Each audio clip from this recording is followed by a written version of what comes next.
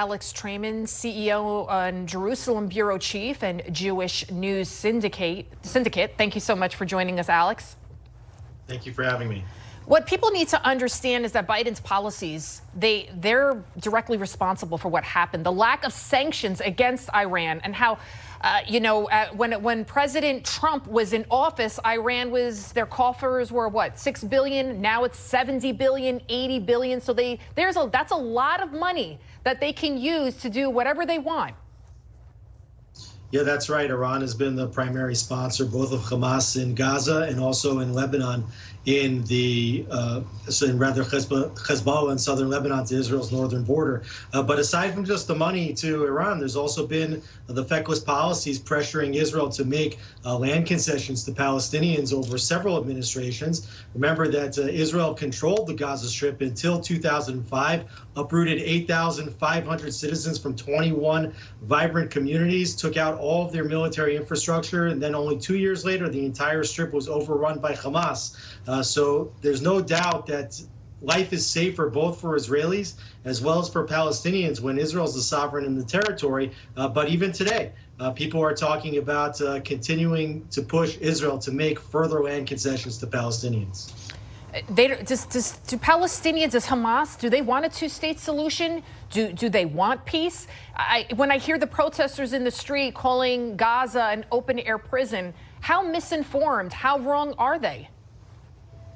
Well, Gaza is an open-air prison because it's ruled by Hamas. If you were ruled by a terror entity, you would also consider yourself held hostage in a prison. When people talk about Gaza being an open-air prison, of course, they forget that Gaza has a 7-mile border to its south with Egypt.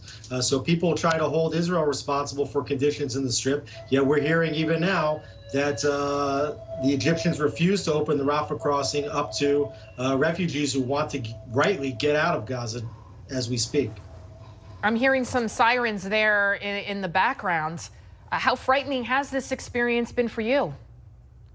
Well, Jerusalem's probably been one of the quietest places during this conflict so far, although over the Sabbath, even where I live, on the seam line between Jewish and Arab communities in the eastern section of the city, there was multiple times where we heard machine gun fire opening up.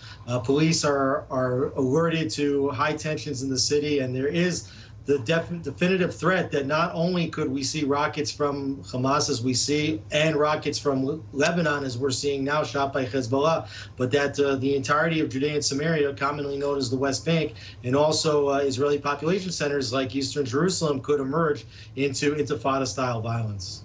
Alex, if President Trump was in office, do you think this would have happened? Well, the Trump administration led probably some of the quietest time here in the state of Israel between 2016 and 2020. And the reason that was the case was because the administration had taken funding away from the Palestinian Authority. They had moved the embassy to Jerusalem, effectively taking Jerusalem off the table, with Palestinians hoping one day that the united capital of the Jewish people would be their capital.